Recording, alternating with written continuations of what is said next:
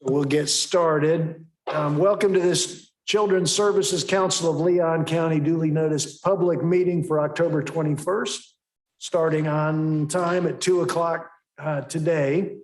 The meeting is being live streamed. I would ask the council members try to remember as best you can, turn your microphones on when you're speaking. The meeting will come to order, and I would ask Ms. McPhail to call the roll. Thank you, Chair. Mr. Watts? Mr. Mitchell? Principal Connor? Present. Superintendent Hannah? Present. School Board Member Jones? Present. Commissioner Cummings? Present. Dr. Glenn? Here. Mr. O'Brien? Present. Ms. McFadden? She's on her way. Ms. McFadden is on her way. Judge Sherstrom is here. Oh, sorry, Chair Sostrom, thank you. That's all right. Do we You have a quorum. We have a quorum. Excellent. All right, next item on the agenda is approve the agenda, approve the minutes. We have a special recognition. We have a public comment. When we get to the public comment, if anybody wants to speak, if you'd fill out a public comment card. We have an interim administrator report from the great Mr. Granger. We have committee reports, the Executive Director Search Committee chaired by me, and the miscellaneous issues from Mr. Granger on the Executive Director contract. And then we have a report from the more smoothly running committee of Dr. Glenn. I'm sure that's a comment on me, probably. And then we have some committee appointments to talk about, a nominations committee. This is all in anticipation of our annual meeting in January, and the bylaws committee. We'll have a treasurer's report from Mr. Mitchell. We have a public comment policy resolution to finalize. Is that right, Mr. Rowe? We do. We're going to vote on the resolution. That's right. Timeline of important dates from Mr. Granger. Next meeting dates, next meeting agenda, and member comments. So that's the agenda. Is there a motion? I'll move. So moved by Mr. Mitchell. Is there a second by Dr. Glenn? Any comments or discussion on the agenda? Any objection? We'll show the agenda adopted. All right, so let's see. Now we're on approval of the minutes of September 23rd, which are in the draft minutes are in the package. Mr. Chair, I move approval. I'll Mr. second. Jones, seconded by Commissioner Cummings. Any discussion or objections, corrections, additions, deletions? Seeing no takers, we'll show the amendments approved as submitted. Excellent. Now we have a point of privilege for me, which is a special recognition. It's the best of all possible special recognitions because the person who's going to get recognized is here and doesn't know it's coming. So there's been a number of people back at the beginning of the year, when we were starting this process, I called some of my staff together. As the chief judge, I've got some staff. Of course, I called the lawyer on my staff who basically said it was impossible, can't be done. We'll never, you understand what trim means. There's no possible way we'll get any of this done. The non-lawyer members said, let's get it done. And really the key to that team for me was Jessica Goodman Taylor, who's been at every one of these meetings, who has done the public notice until we got Ms. McPhail on board, who has solved every problem. This is so far outside of her job description on the court. Now I have statutory authority to do this role, so I don't have any problem taking court staff and applying them to this role, but I had no reason to have any confidence that she'd have any idea how to get this done. And she didn't at the beginning. She rolled up her sleeves and went to work. Rolled up her sleeves and went to work. I shouldn't have been surprised by that. What she really does is teen court.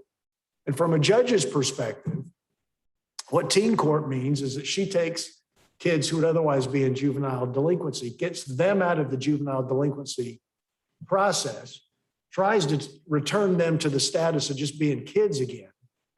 And from a judge's selfish perspective, what she does is take cases off my caseload, which is a wonderful thing, but it means that it's a thankless job.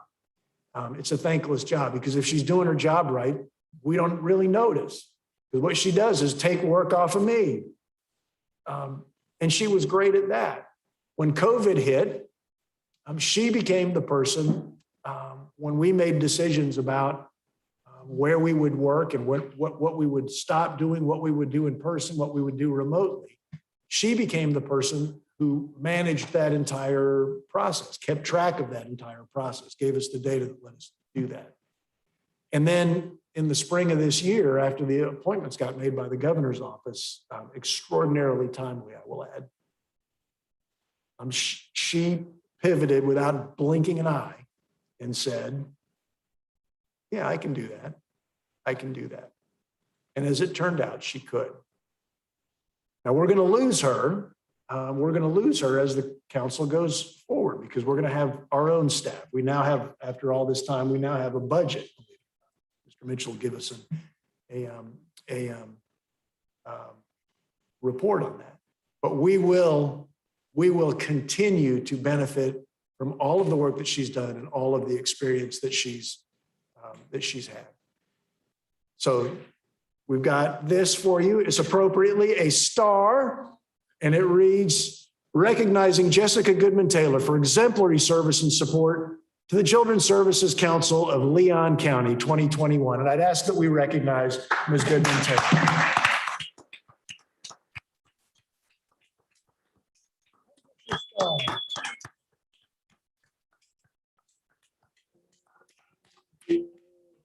We can shake hands even with COVID. We're all vaccinated. She wants to take a picture. I do. Let's get everybody to come and stand behind her in recognition. Okay? Can we do that? Can we get everybody in the picture? Yeah. Thank you guys we'll put our masks on just briefly and then we'll. I have no mark. Come on up here. Come on, you stand in front. Hold up that star now. Hold on, I got it. There's Mark, there's Paul. Mark, can you squeeze in just a little bit? Same with you, Terrence. So sorry, I want to have your faces and not behind. Turn like this, like the All right. Rockettes. Okay, and a kick. Awesome. Outstanding.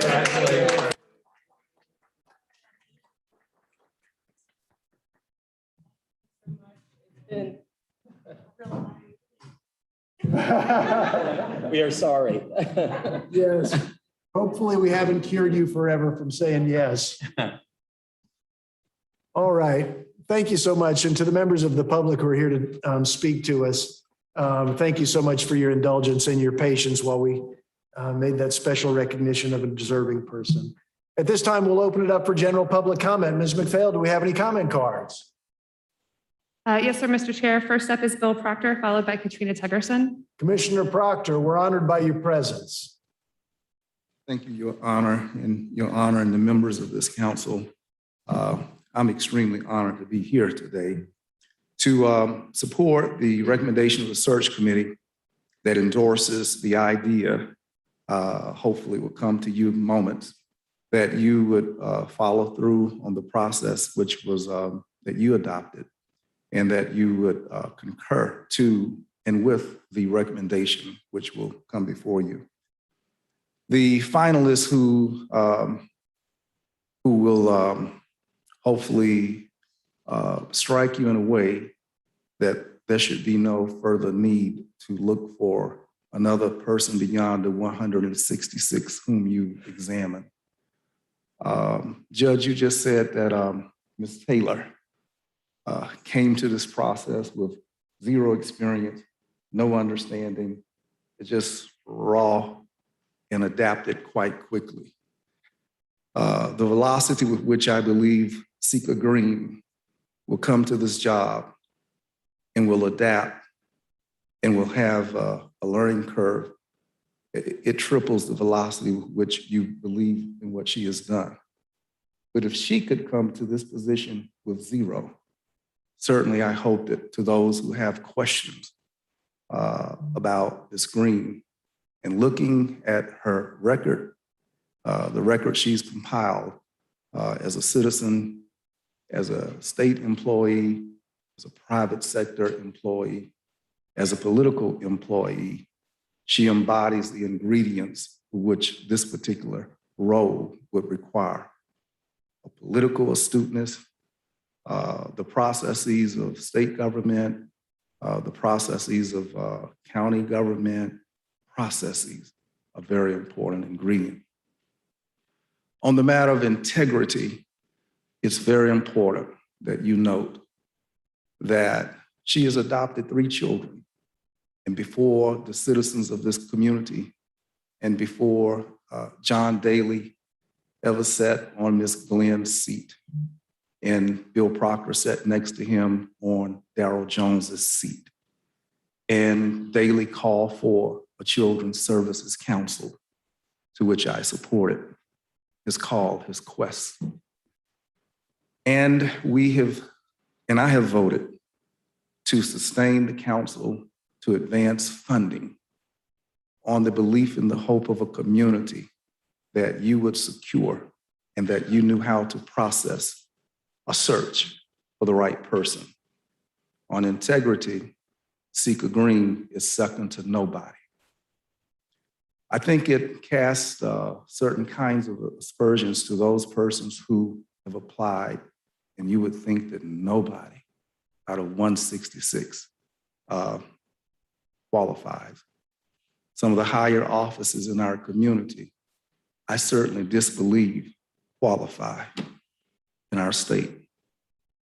But I believe that for this role, she does. And then finally, on the issue of local preference, it has always been my political disposition that dollars raised locally would support local vendors, local hires of employees, local dispensing with services and goods. And I believe that to the extent that we have a local person, we have a person who's so local, she was raised across the street from Rickards High School on Jim Lee Road, attended a great high school, I know, FAMU High School. And some would say she attended a great university, FAMU. And Brother Jones, it's okay if you want to say amen. Amen. Thank you, sir. She's the person because she knows where 32304 is located. She's the person because she knows where South City is. She was raised there. She's the person because she holds all of the ingredients. And regardless of your desire to reopen or to extend further, I don't know what you're looking for. They don't come better. Thank you. Thank you so much, Commissioner Proctor. You know, I forgot, Commissioner Proctor knows the rules so well. We'll be adopting a public comment policy. For those of you who are going to speak now, it's the same as the county commissions, basically. Complete a comment card if you wish to speak, 3 minutes per person, unless we have an overwhelming number, which I don't think we do, but come forward, state your name, and then present your views on the matters at hand. No dialogue between the speaker and the council members. And if there's a group of people, we encourage 1 or 2 representative people. The next speaker, Ms. McPhail. Tell us your name, ma'am. Katrina Tuggerson, Capital City Chamber of Commerce President, 1020 Lafayette Street, Suite 110. Again, I come before you, the whole council now, to say that I don't know Miss Green as the rest have spoken and known her. What the red flag stuck out to me is because the process. And I'm here about, it's a Black female, and I just wanted to make sure that this council recognizes and go with the process and take her through the proper channels and the steps that if it would have been a 10 people standing before you. One thing I do want to address, it does not feel comfortable coming before you as a Black female, speaking up for a Black female. We in positions where we wish we didn't have to do that, right? But we do. And because we do, I stand here with Capital City Chamber saying we do support Ms. Green. We've only been with her in meetings and on panels, but what she's portrayed, and did I look at her whole resume like the council did? I did not, because you were selected and the community was entrusting you to make the right decision. But at this point, when I saw all the articles and we all read as a board, we say, let's go support and see if the process is carried out fairly. Thank you. Thank you so much for being with us today. Any other comment cards? Yes, sir, Mr. Chair, Mr. Whitfield Leland, followed by Mr. Stanley Sims. Very good. Mr. Leland, you're recognized. Good afternoon, Whitfield Lee, Executive Director of the Community Roundtable of Tallahassee 850. I came up today because my phone went to blowing up yesterday, day before yesterday, all about what was being put in the paper of where we was with hiring the executive director. After reading the articles, I'm like, oh, here we go with this again. But after making phone calls last night and finding out what was really going on, I can kind of say, as of thus far, me being sitting in the back of the interviews, looking at the resumes of the individuals and checking everything out, I think the search committee did a great job. They put forth the top 3, 2 pull back, and 1 still left. I asked that this body move forward and let her interview as it was 3, and let's see where the chips fall where they may. Speaking on behalf of the community, though, after listening and talking to people in the community that's hands-on with this process, I want to say that Mrs. Green, in my opinion, and it's hard, it is very hard for me to just say, okay, yeah. But in my opinion, I think hands down for what this community needs at this time, she is what we need. Due process, I'm all for that. But I don't think we start over. Also, I want to make this statement moving forward. At the end of the day, it's a lot of people in this community that really wasn't for this council and still don't trust this council. So I ask that this council be mindful of how we move and what we say. At the end of the day, a lot of us may want to sit here and say, this is not black and white. That's a lie. That's exactly what this is about, looking at the community, because this council is going to serve Black communities. I don't care how y'all want to put it, but that's how it looks. And we have to start dealing with and meeting people exactly where they are. And we're entrusting this council to really look at those issues. If some of y'all sitting on the council that don't understand what I'm saying, my number is 850-756-1896. I will gladly sit down and give y'all a perspective from the ground and not the top. Y'all have a nice day. Thank you. Thank you so much, Mr. Leland. Thank you so much for being with us today. Our next speaker, sir, tell us your name. My name, Your Honor. Your Honor, Your Honor, Your Honor. I'm an ex-felon, Your Honor. Haven't been before a judge long time, Your Honor. Your Honor. The floor is yours, sir. Thank you, sir, Your Honor. I'm Stanley Sims. at 1320 Avondale Way. I want to give a different perspective. A perspective, Ms. Connor, that I think is you being a on-the-ground school administrator would understand.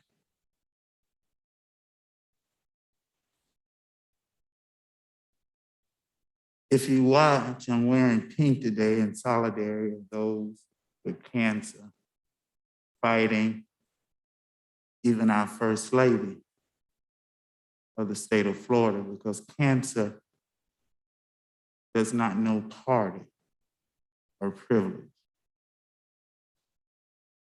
But Your Honor, I'm also wearing an orange and green ribbon in solidarity of the 4 COVID deaths, Mr. Bryant, of Florida A&M Rattlers.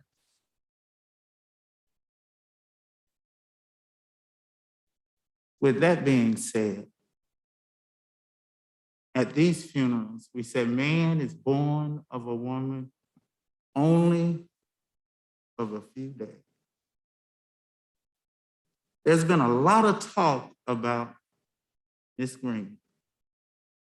I don't want to talk about Miss Green. Miss O'Connor, you got to be mighty bold to talk about somebody's mama. I want to talk about Miss Green's mama, a 6th grade teacher at Florida A&M University High School. My 6th grade teacher.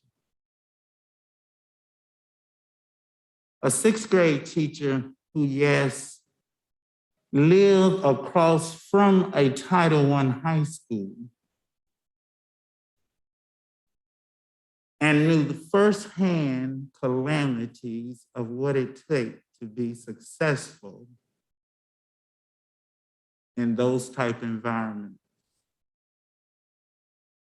Now, Ms. O'Connor, by your attributes in this community that have afforded you to sit there, when you walk there on that campus, there are certain teachers that you look at and you know that they have administrative potential, but choose not to move because they work within their calling. That's Secret Rose, Barbara Trueblood, that's her mama. From a personal standpoint, I got my first whooping in front of the class, in front of, right there in Secret Rose mama class, because Secret mama didn't take off a lot, Miss McFadden. She was on her job.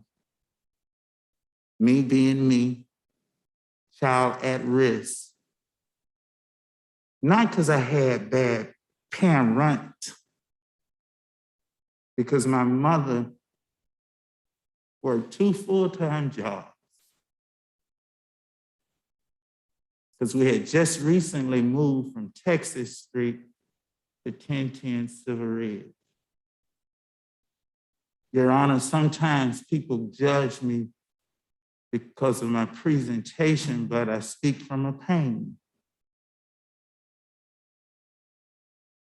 And it makes me excited that once that you guys have done a job so eloquent, so transparent, that you don't have a decision to make. For the universe has made decision for now. And we cannot afford to start over again because now we're moving, doctor, from a pandemic to endemic. According to the reports, 1 out of every 900 child is now suffering an endemic. That's meaning lost a loved one to this pandemic. Black children It's 1 in every 342. No need to start over. The rose has risen. The stock is good. This is one time. Transparency demonstrated to Leon County its value and its integrity. Thank you so much, sir. Any other speaker cards? How many total speaker cards do we have? I believe there will be two. Two. All right. Very So we have good. Mr. Justin Fitzpatrick. Mr. Fitzpatrick, you're recognized as always. Thank you so much for being here. Thank you for having me. My name is Justin Fitzpatrick. I stay at 2000 Merchants Row Boulevard, Tallahassee, Florida, 32311. And I just want to speak on the transparency of the process. Being in attendance in every meeting since about mid-July, I've seen this council do some amazing work. And I love that our community members are here to share this moment with us. And this is what it's all about. This is the new kind of politics that I've spoken on in the past of creating a process where the community has an impact and a voice in it and creating a space for equality, equity, and inclusion. And I just want to continue to impress that point upon our council members, upon our community to use their voices as they have today in moments like these, because this will create the best kind of outcome for our community at large. Thank you. Thank you so much as always. Any other speakers? Take your time, sir. You're fine. Nice to see you again. Whenever you're ready, the floor is yours. Thank you, Your Honor. My name is Michael Davis. I live at 1257 Redfield Road here in Tallahassee. I just wanted to take a few minutes here to talk to you about something that I think is important for the council to consider. I don't know what you think the needs you're going to address are, but the impression I get from following the newspaper articles and stuff is you're concerned with the immediate needs of children, mostly economic type needs. And with all respect, while that's admirable in a way, I think it's myopic. And let me offer an alternative thought on this. If you only address immediate needs of children, you're always going to have immediate needs of children because you're not going to go to the root cause of why they have these needs. Johnny may need a pair of shoes, okay? The question is, why does this council have to buy the shoes? Why doesn't Johnny have parents that can buy the shoes? Okay? And the usual reason is that the family unit has broken down. They don't have a stable family to be able to depend on, to provide for their needs, economic, educational, or otherwise. So I think this council needs to look deeper. You have a 12-year tenure, okay? There are kids now that are really beyond your reach. Kids that have already bought into the poison of drugs and gangs and illegitimate births and so on. They're gone. There's very little you can do to help them, okay? The next generation of kids is what you need to be focusing on. You can start out in elementary school and get people in the community of substantial standing in the community to come in and tell them, don't buy into what your older brothers and sisters bought into. Look what happened to them. 3/4 of the kids that are Black children now are born out of wedlock. That population then goes to populate 95% of the prisoners in this nation. They all came from fatherless homes, broken up families, okay? It's a self-perpetuating failure system. If you don't get to the root causes and convince people that you got to live a responsible life and have responsible leaders in the community who are standing in the community, come to them in their schools, at their play yards, at wherever they are, and say to them, listen, you need to understand your life is in your hands. You put it in somebody else's hands, it's no longer your life. So I think you need to take a longer range view of these things when you sit down and decide what needs are. What are the real needs? What do we really need to address so that we will actually cure a problem rather than perpetuate it? Thank you. Thank you so much for being with us today. All right, any other speakers, Ms. McPhail? That concludes public comment, Chair. Very good. Thank you so much. Mr. Granger, you are recognized for the interim administrator report. Thank you, Mr. Chair. Short report today on page 4 of your packet is a trim compliance package showing that the council has completed its work and will be able to start receiving tax revenues to do your work in December. Did everybody hear what Mr. Grady said? We got through the trim process.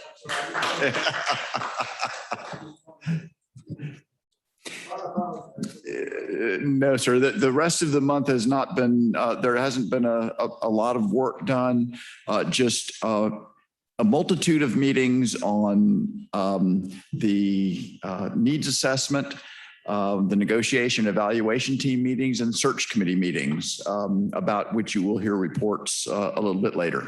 That's my report, Your Honor. Thank you so much. Any questions for the interim administrator? Questions, comments, discussions? All right, very good. Thank you so much, Mr. Granger. All right, so now we're on to committee reports. First is the Executive Director Search Committee.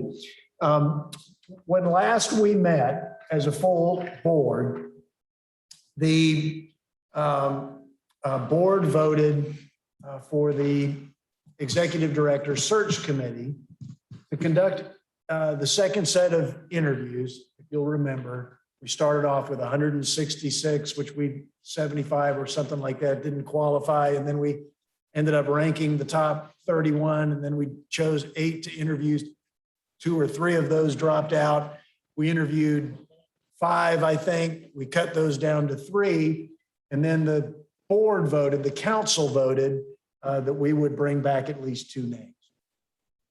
All good plans bow to the way the world operates. And the way the world operated in this circumstance is that 2 of the 3 withdrew their names. And before we did that interview, the Mr. Letsos withdrew his name the morning of the interviews.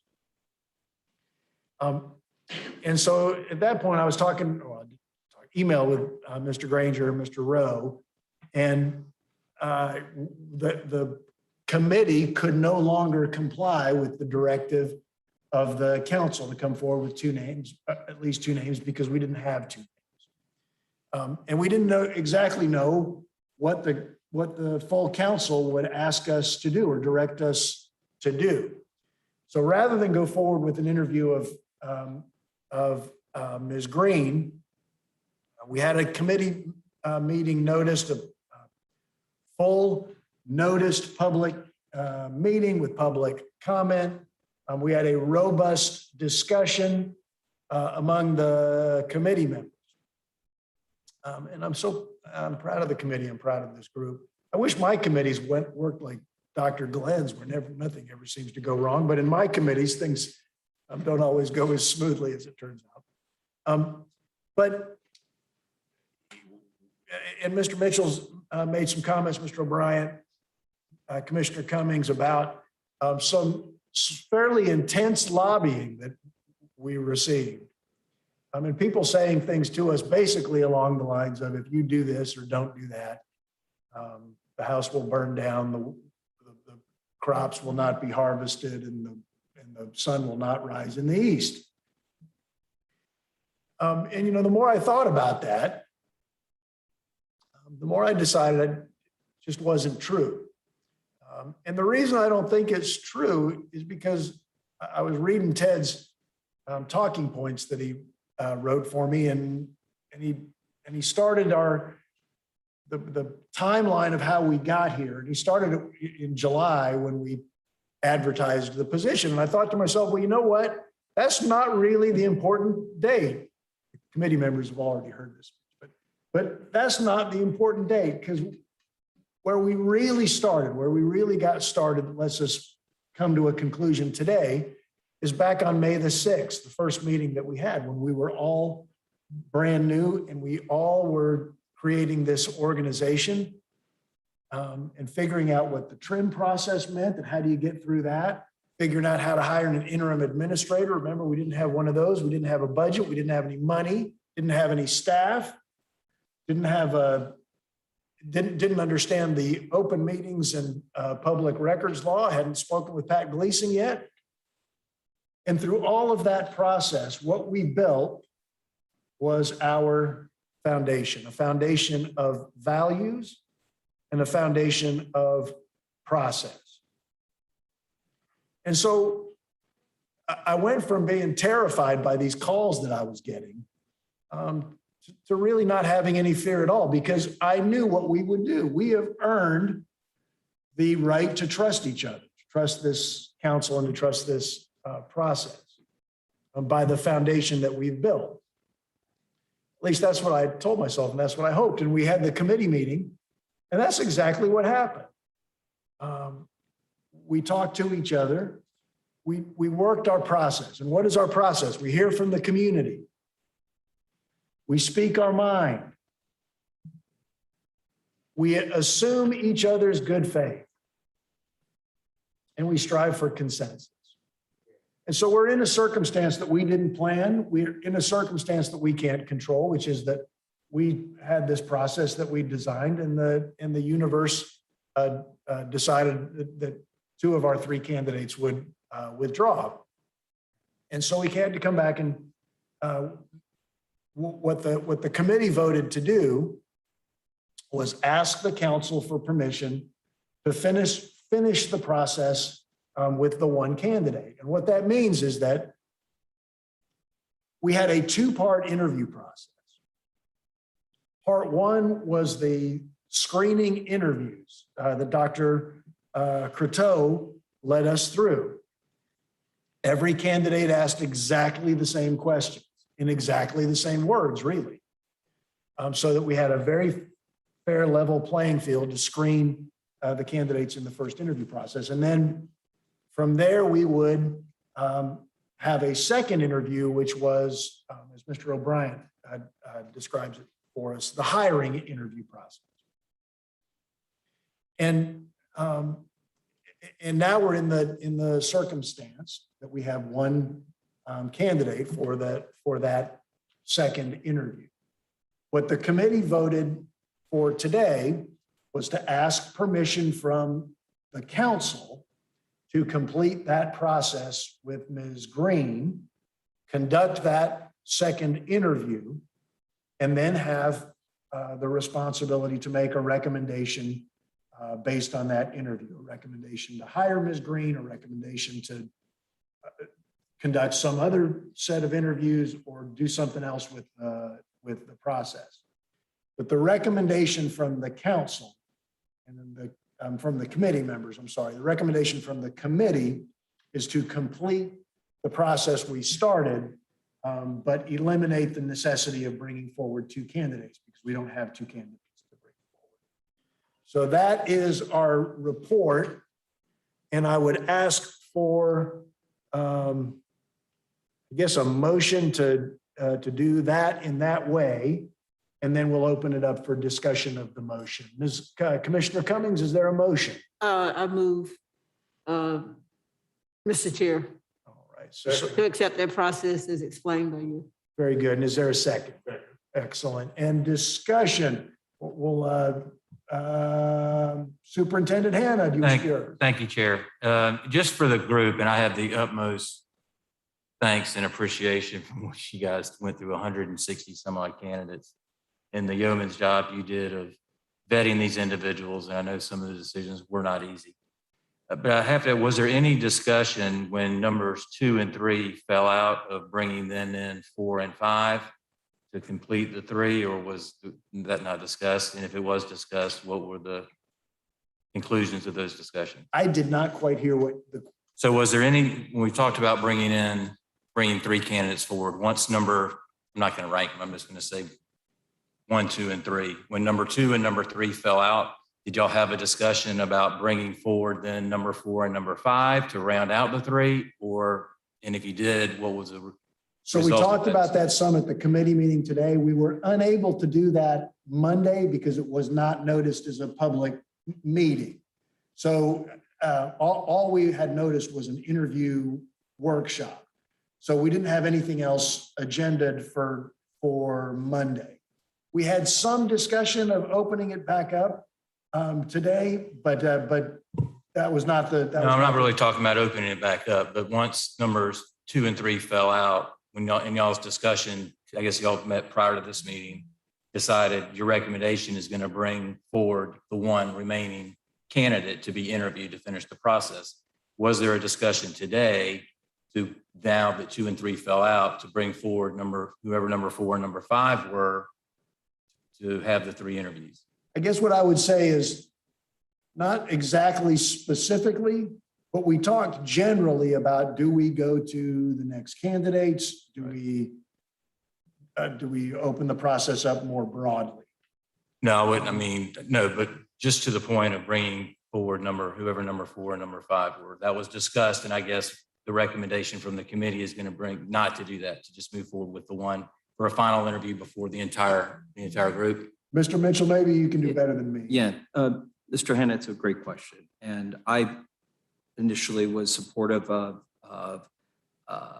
doing that. Having said that, Commissioner Cummings made I think, a compelling argument, and in the spirit of cooperation and hearing the public's comments, it was, hey, you've got this person, you have this process.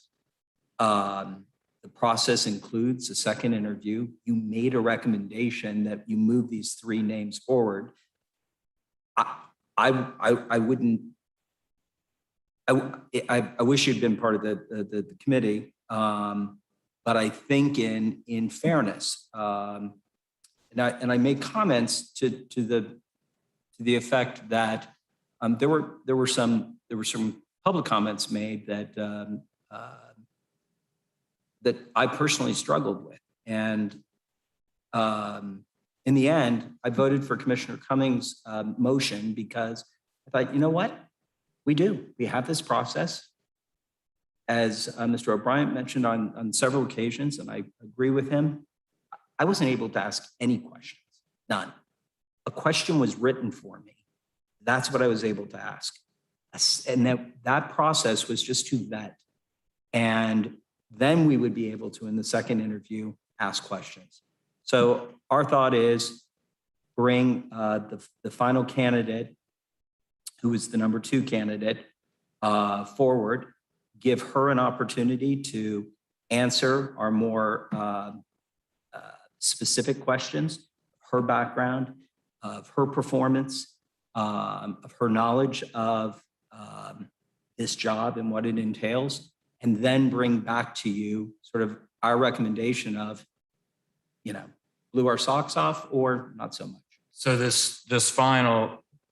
basically you're going to go back to where you were before, just with one candidate, and then you would bring forward a recommendation to accept this candidate as the director or to go in a different direction. Correct. And if I could make one final point, if you remember Monday's meeting that was noticed, all 10 of us were encouraged to attend so that you could hear the 3 interviews, the 3 second interviews. Likewise, when we do schedule the second interview for Ms. Green, if it's the will of the board to move forward with this recommendation, I would encourage folks to show up. You can't ask questions because you're not part of the evaluation team, but you certainly can listen and you can hear her response. Absolutely. Thanks so much. Any other comments? Any other discussion? Any other discussion? Any other discussion? All right. So, Mr. O'Brien. We're calling for a vote. Oh, I was going to do my usual, that if there is no objection, that we're going to show the vote passed. Is there any objection to Commissioner Cummings' motion? There is no objection, so the motion passes. We will conduct the second interview with Ms. Green. I'll direct staff to go ahead and schedule that interview electronically as best we can, recognizing that the holidays are coming up and always an adventure. And that concludes the Executive Search Committee. No, it does not. Miscellaneous issues associated with the Executive Director contract. Mr. Granger. Thank you, Judge. I wanted to let you all know that I've been working on creating an executive compensation package and a benefits package for the person that's ultimately hired. Of course, many of the items that are in that package will ultimately be included in the HR manual and the policies for all personnel that you all adopt. So I wanted to make sure that what we're looking at this time comports with where you think we may be, the council may be heading. First of all, with regard to the contract itself, it will be an at-will contract. There may be a term associated with it, a 3-year term, whatever the preference of the candidate is, but it will still be a contract that will allow the council or the candidate to withdraw and terminate the contract at will. It will provide for annual leave, sick leave, personal holidays. One of the things that I do have a question about is that the other CSCs provide a car allowance for driving in town. I've only seen there's a $350 allowance in the St. Lucie CSC contract. But I wanted to put forth today for y'all to maybe provide me some direction on whether that is a benefit that you'd like for me to incorporate, and if so, at what amount? It's $350 a month. Is that the idea? I'm sorry? $350 a month. $350 a month is what is in the contract for the CEO of the Children's Services Council of St. Lucie County. Well, I'm embarrassed to say I haven't thought about that before this moment. Do you have any thoughts about it, Ted, that you want to share with us about whether you think it's a good idea and why they need it? And there's a big difference between St. Lucie. I mean, the $125,000 a year compensation package is one we've talked about. I'm in a I don't see a car allowance being, especially with the benefit package. What we could do is include in the HR, in the personnel policy manual, reimbursement for mileage for travel directly related to job. Like a state employee. I would support that. Just spoken like a true treasurer, as always, Mr. Mitchell. Yes, Ms. Commissioner Cummings, going left to right. yeah, thank you, Justice Instrument. I'm not sure, Mr. Granger, but I know the county provides a car allowance for the commissioners. I don't know what it is, but I know that it does. So if perhaps maybe we could look at that as well, and maybe also have the provision for mileage for work-related travel. Good, Mr. O'Brien, your thoughts? I agree with Mr. Mitchell. Typically in the world of executive leadership, we're seeing car allowances, I won't say disappear, but they're becoming certainly less common. Coverage for mileage seems to be the appropriate approach in the IRS standard. I think it's easy enough just to factor that into it. All right, fair enough. Mr. Granger, any other thoughts about any of the guidance that you'd ask us for on car allowance or any other discussion? But Your Honor, I mean, yes, sir, Mr. Commissioner. Yes, I'll ma'am. be glad to get some information to Mr. Granger about the county's policy as far as car allowance. And on our timeline, our hiring timeline, our most optimistic hiring timeline is January, right? So we've got time, yeah. So our hiring timeline for an executive director is January. Probably so, yes, sir. So we've got some time. Mr. Jones, you're recognized. If I may, I think that. Or you're a microphone. No worries. I don't know what our budget provides in terms of these types of allowances, but I think that would be a decision that I can't imagine that we at this level would consider. If there were to be an adjustment in the budget, I don't know what our parameters are, which gives the flexibility to the ED to make that type of decision. But I can imagine that's going to be a cost of less than $5,000 annually if we were to lease a car. And if they wanted to make that type of adjustment, they would have the wherewithal by virtue of our procurement policy to make that decision. I don't expect that we as a council will be making decisions relative to minor purchases or considerations such as this. I just can't imagine that would become for us to review. That's just me. Thank you so much, Mr. Jones. Mr. Mitchell, you're recognized. Actually, I would take exception to that statement. This is the compensation package. This was a compensation package that Mr. Jones specifically said he didn't want to go over 120,000. Maybe I'm just too much of a tightwad, but extending, I mean, we as a group said that the compensation package would be 125,000 up to $125,000 a year, plus health benefits. And so while yes, the executive director has the authority to spend without our approval $350 a month, this is part of an overall compensation package that this body does need to approve. And so. Mr. Chair. Mr. Jones, you are recognized. I don't want to belabor the point. I know it was part of the compensation package. I don't know that they. It doesn't matter.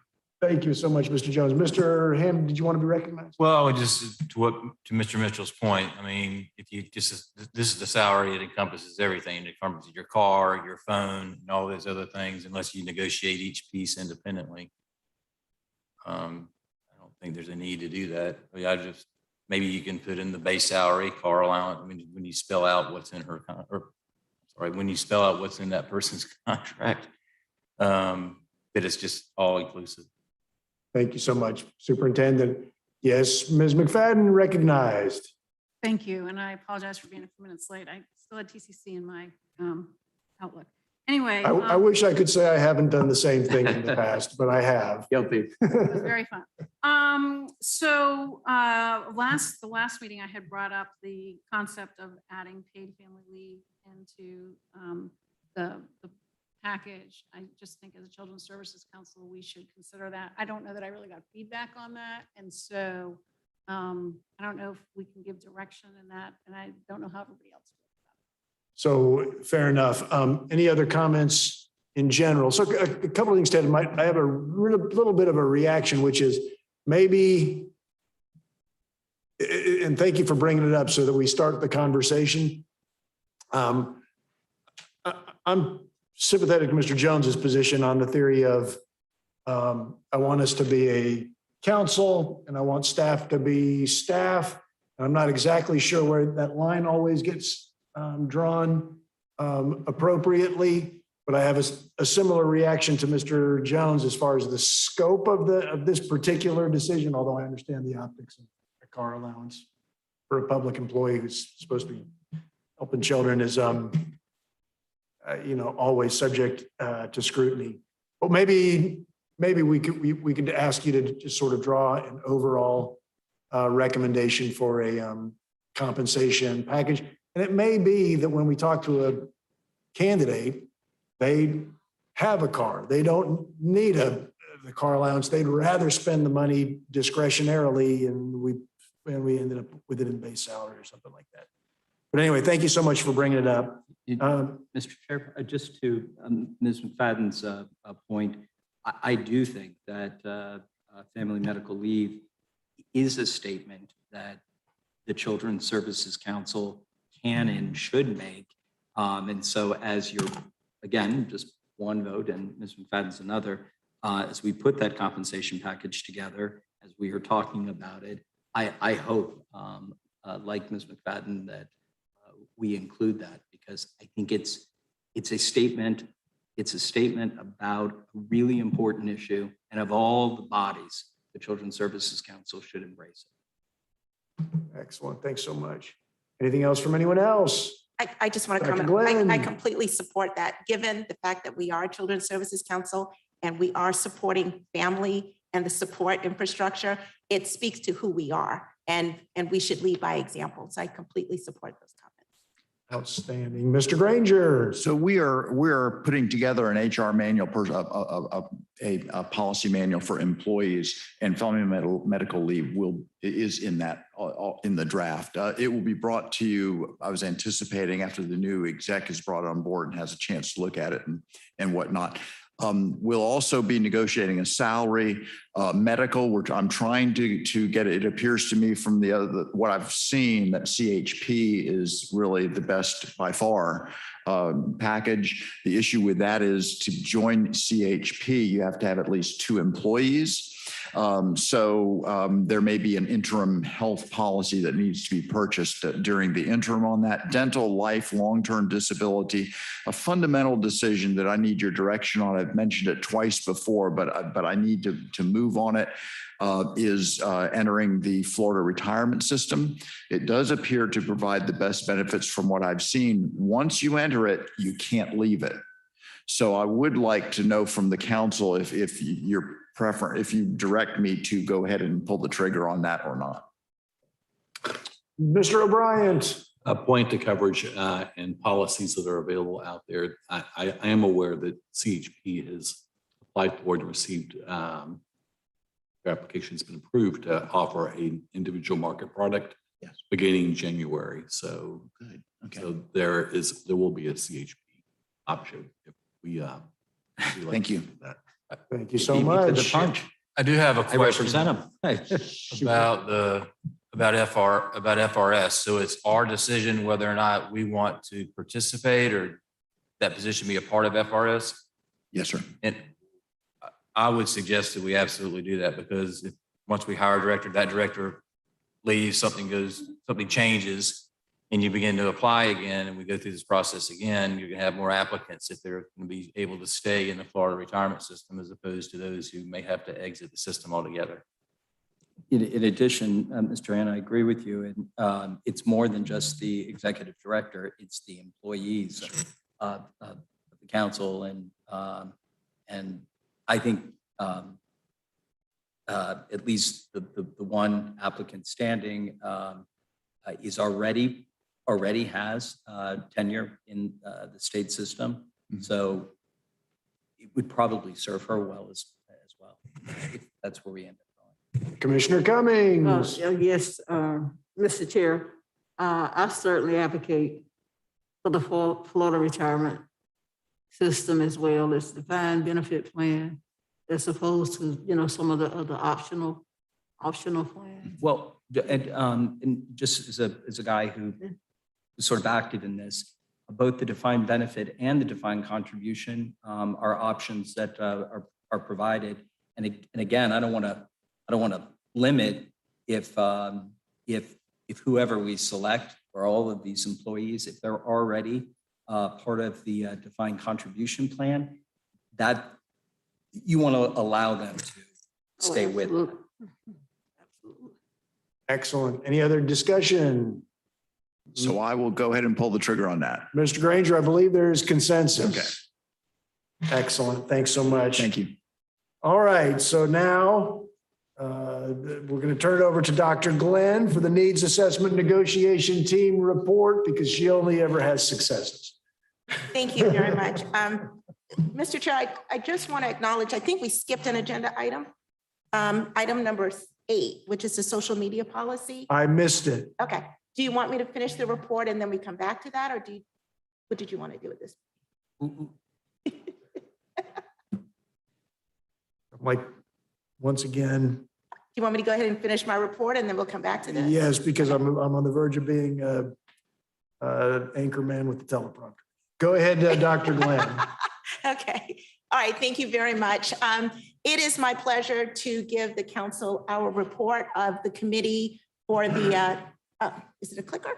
Yeah. I get the clicker. Thank you very much. One thing that I do have to say, I'm disappointed in the fact that everybody left after the report on the committee for the executive director. I really wish there was as much community concern about the selection of the vendor that is actually going to be doing the needs assessment work. I think this is such a very important part of what it is that, this body of work is all about. However, you all are still here, so I have your attention, and I do want to give you all a report. Yes, thank you. And there are others in the room that are still here, so I do want to acknowledge you all and thanks for staying. Jack Levine is not chopped liver. Come on. Are you leaving me down? Daryl's leaving. Oh, wow. Okay, I do want to give a report of the negotiations team and let you all know where we landed as we reviewed the proposals that came in from the ITN. This is our timeline. This overviews everything that we've done over the last several weeks and what we intend to do. I'm not going to go through every single one of these things, but you all can see we did release the ITN on August 23rd. One of the next major issues or major accomplishment was that September 24th was the deadline for the proposals to actually come in, and there was a public opening on that particular date.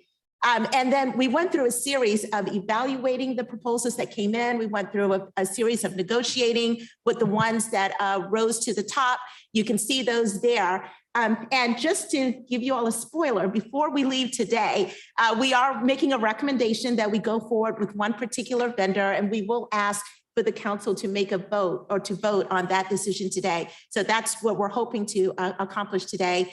And we do expect that the contract will begin on November 1st. So that's in a very short period of time, in less than 2 weeks, we would expect for this contract to move forward. So as we released the ITN, when the responses came in, there were a total of 8 responses.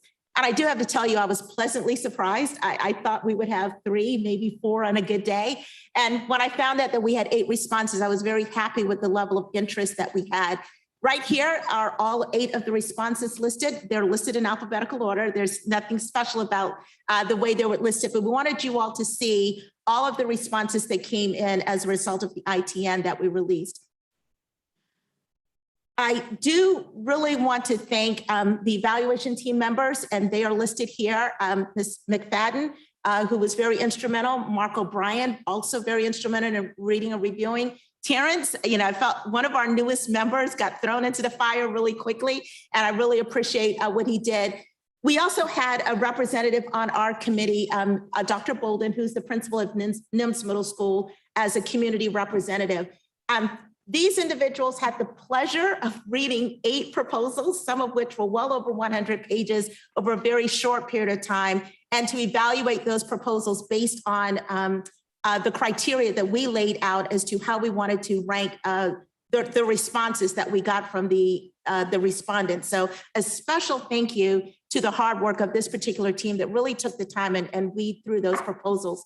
And by having them read through those proposals, and I can't get this to click, they really did separate the wheat from the tares, I would say, by really evaluating those responses and really looking at what was particularly strong in some of the proposals and which ones did not necessarily meet our expectations. But these were the 3 that came to the top. We narrowed down that list of 8 to 3: George Washington University, PCG, which is Public Counseling Group, and then QQ Research. So we narrowed it down to these 3, and then, all of us are aware of people dropping out of things. But George Washington University did withdraw just prior to the negotiation process. So when we went into the negotiation phase, there were only 2 groups that were there. It was PCG and then also QQ Research. And I can't get this. Thank you. All right, there we go. All right, so we went forward. We went forward with the 2 to our negotiations team. And then once again, this is our negotiation team members. I wanted you all to see these names because these people also worked very hard. Commissioner Cummings, Daryl Jones, Walter Sox, our very own Walter Sox was a part of this committee. And then Neil Skeen, who has been here and present to every single one of these meetings. I had the honor of being selected as lead negotiator. I got to tell you, I was terrified when that motion was made. I was like, oh my gosh, this is going to go bad. But it was a wonderful experience. I really valued my experience of being able to lead the negotiation. And I learned a lot through the process. And I really appreciate the team being supportive in working through the negotiations. As we evaluated or negotiated with the two respondents that we wanted to have negotiations with, these were the things that we really leaned heavily on. And I wanted you all to see what the criteria was. These were the things that we really negotiated very hard with them. We really wanted to get a good understanding of their relevant experience, not just their past experience, but relevant experience, and then their overall professional experience at providing the services that we want. So there were a lot of organizations that came forward. They had experience, they've done similar work, but we wanted people they've done this before and they knew what they were doing. So we really looked hard at that. We really looked at their approach too. We were really interested in how they were going to meet the goals of the ITN. And then we also really wanted to look at their approach to providing the services that we were clearly asking for. So all of them came forward with different approaches, but we were looking at the ones that really best fit exactly what we were looking for. And then pricing, money is always a value. So pricing was definitely something that we considered, and we asked them to really take a deep, hard look at their budgets and come back with their very best pricing. So these were the criteria that we really looked at. As a result of that negotiations, we landed on one particular recommendation, and we selected QQ Research Consultants. I got to tell you, we were very impressed with their face-to-face interaction with us, their ability to really understand what we were asking for and their approach. So, they rose to the top, and this was the recommendation that we brought forward, that we are bringing forward. Here is the reason why we selected Q&Q. And I told you what that criteria was that we were looking for. These were the things when we sat down and just thought, why do we want Q&Q? And everybody, we couldn't talk to each other. Everybody came to the table after the negotiation phase. Nobody knew what anybody, and I was terrified because I thought, oh my gosh, we're gonna be split, but everybody came forward with QQ. And these were the reasons why. They did have specific experience at community engagement. Their experience was far superior compared to the other ones that we were negotiating with. We heard comments from people from the community today, just even in this meeting, really wanting to make sure that we are listening at the ground level to what the community has to say about the services that need to be provided within our community. So they really have really good experience there. We really liked their approach to not only quantitative data, but qualitative data collection from every population within this community. So not just the underserved populations, but all populations, because we do want to address all children that are part here in Leon County. They did have previous work experience with other CSCs right here in the state of Florida. We really like their approach around information with regards to diversity, inclusion, and then ACEs, which is adverse childhood experiences, and their work around that framework. They were able to speak intelligently about how they were going to pull that into this body of work. And then last but not least, they were a certified woman and minority-owned business, which was just like the cherry on top. That really gave us something to say, we want to work with you all and give you all an opportunity to do this work. So these were the reasons that surfaces to why we selected QQ. Come on. There we go. All right. Now, one thing too, I want to bring to your attention. This is the timeline for deliverables. We asked for very specific things that we wanted for them to deliver at specific times. One thing that we asked the staff to do, and Holly and Ted were really good at this, we wanted them to go back and look at what the council would be doing over the next several months. And based on where we thought the council would be and the decisions we needed to make, we wanted to make sure we had data from the vendor to inform our decisions. So we matched up our timeline with our meetings and our decisions with the deliverables that they would be sending to us, so that when we convene, we would have information in front of us that will inform our decisions. So we thought that was very important to match that up. So this is the timeline. And one other thing I want to point out is their payment, the vendor's payment, is tied to the deliverable. So if they don't deliver, they don't get paid, So we just want to make sure that as we work forward with them, their payment is tied specifically to the deliverables that we're asking them to do. So with that being said, I do want to just mention one more thing before. So these are important notes for you to remember. We do expect that the contract will begin on November 1st. And then the total price for this vendor, QQ, was $279,773. It is a fixed price contract. We are well within the $300,000 that we were asked. And I got to tell you, when we before the negotiations, they were, I think, at $299, and we asked them to give us your best, and they did. And they took a hit, not on the services, but on their personal pay, which really, I thought, spoke to their commitment to the work that, that they really wanted to do this work. So with this, I have one more slide, but before I go to that final slide, I would like to make a motion, Judge, that we approve, that our committee approved Q&Q as the vendor that will complete our assets and our needs assessment. And also that we authorize, that the council authorizes Judge Sorensen to execute that contract once we have completed our vote. So that's my motion, and Second. oh, Motion and a second, any discussion? I have a question. yes, Is QQ a local vendor? they're not. They're out of Miami-Dade, Florida. Nice. Okay. Any other discussion, Mr. O'Brien?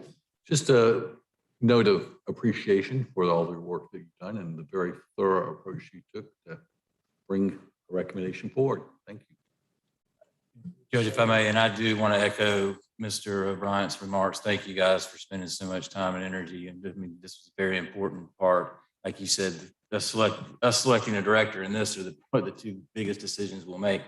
I do have two questions. The other firm, you said Washington, University of Washington, or North Washington. North Washington dropped out, and the other firm, did they give you a price or y'all hadn't gotten to that? They did. They Was gave it us also $299? They were $290, and they started at $279. And when we asked them to take a really You're hard always look, they went up to $299. So they kind of flip flopped. And I assume that our $300,000 budget was advertised Yeah. before. Yeah, that's how things usually work. And one final question.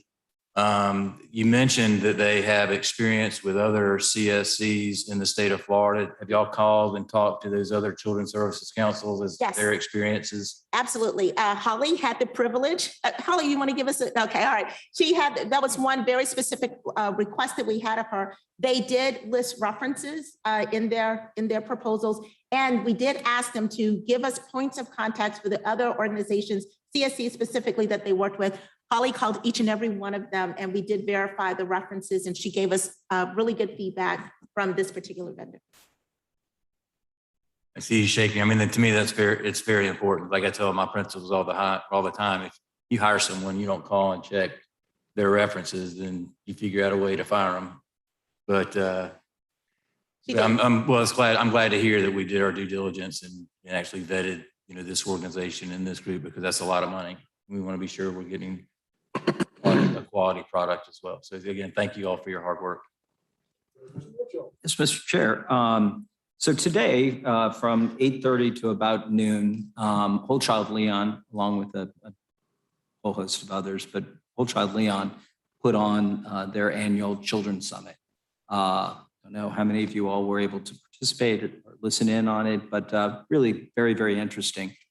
The number of times I heard Children's Services Council, I think I heard the CSC or the Children's Services Council mentioned by every one of the speakers. It was sort of the center of the summit.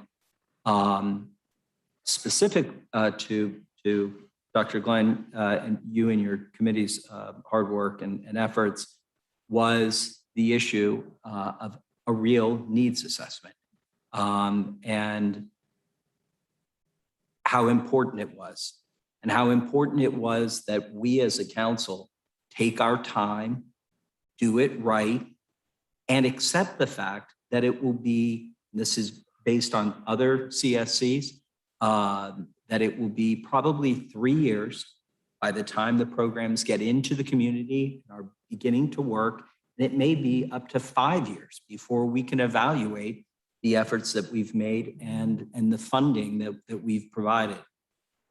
Two important things: the necessity of a real needs assessment. So I so congratulate you guys. I can't imagine reading all those. I've read a few in my life. And the second thing is the importance of taking our time, being methodical, and making sure that when we pull into our driveways or walk into our apartments, our neighbors understand that when they look at their tax bill and there is an assessment and it says Children's Services Council, that we are spending their money wisely and we are not rushing into spending on programs that we don't need. I'm completely supportive. I don't know QQ, but based on the members of the committee and the fact that Ms. McPhail did do their reference checks, I think it's fantastic. So thank you. Any other discussion? The only other thing I wanted to say is, now, Dr. Glenn, this is, you brought this in for a landing. I congratulate you on that. Now, you were supported by genuine procurement experts in Mr. Jones and Mr. Sox. Incredible business experience that we have on this council. I've said for the long time, the bleeding heart do-getters like myself are not the most important part of the council. It's the hard-nosed people who are about accountability who are probably the most important. So congratulations, Mr. Jones, and thank you for that hard work also. But with that, is there any other discussion? Mr. Chair. Yes. I also want to acknowledge again Dr. Glenn's leadership of the committee. From the very beginning, when she organized us and then separated us to do our work, it's just really been a joy to work with her. I think one of the things that I would hope that I would like to impress upon to my colleagues is that as this firm, once it is approved, starts its work, one of the premiums that was put forward in its negotiations was the importance of engagement with the community. We wanted to make certain that the firm would have the wherewithal and be able to use resources found both in the council staff as well as community stakeholders to make sure that we'd be able to get the types of responses that would give us legitimate responses from all stakeholders associated with making this needs assessment successful. And I want to thank our chairperson for putting a great emphasis on that in our negotiations. So I joined the rest of the committee in being rather resolute and confident in the work that they will do because they've been informed most clearly about what our expectations are in terms of their engagement with our community. Thank you so much, Mr. Jones. All right, seeing no other discussion, is there any objection? Seeing no objection, the motion carries, and we will enter into and sign today a contract with Q&Q Research Consultants to conduct the assets and needs assessment. Backing back up now to the social media. I'm sorry, excuse me. Not so fast. Yeah, not so Dr. fast. Glenn. Before we move forward, I just have one final slide. This is my plea to the council. On November the 18th, with this contract starting on November 1st, we will have a council meeting on November 18th. I'm hoping you all please mark your calendars and try to make your best effort to please attend this particular meeting. The reason being is because we do plan to have a visioning session with our vendor at this particular meeting. Here, it will be clearly stated what the vision is and the purpose of this body of work. They want to get to know the interests and the expectations of everybody that's a part of this council.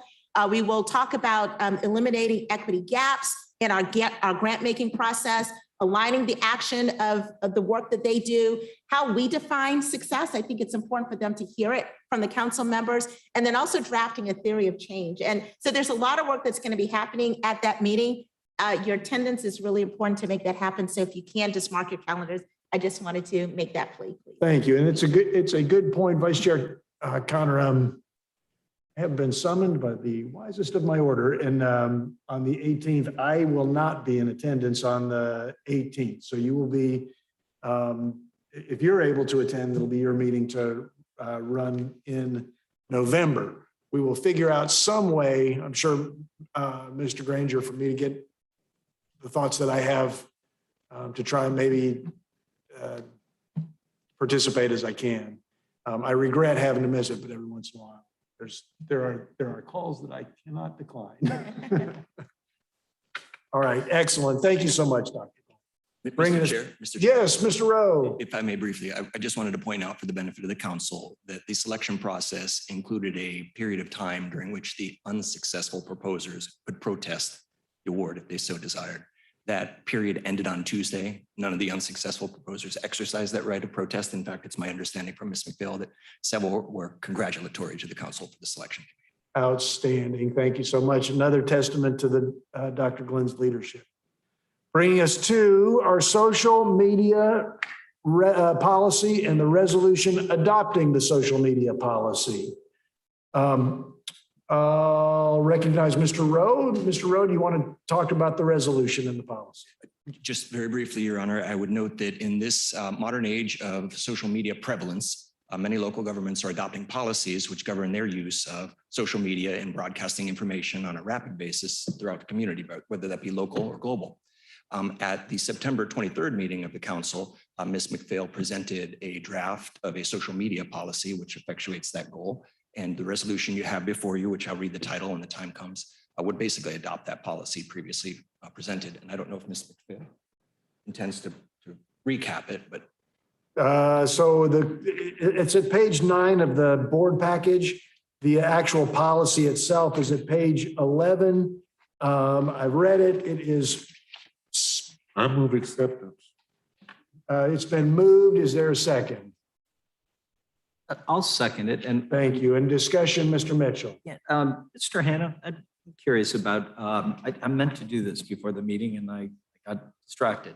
Does your website have the ability to translate into Spanish? Have you seen a need for that? So I want to believe that it does, Mr. Mitchell, but you're asking, do I see a need for that for this group? I mean, if it's not a huge expense, then I don't see what, Yeah, I know that there is I would need to look more into it.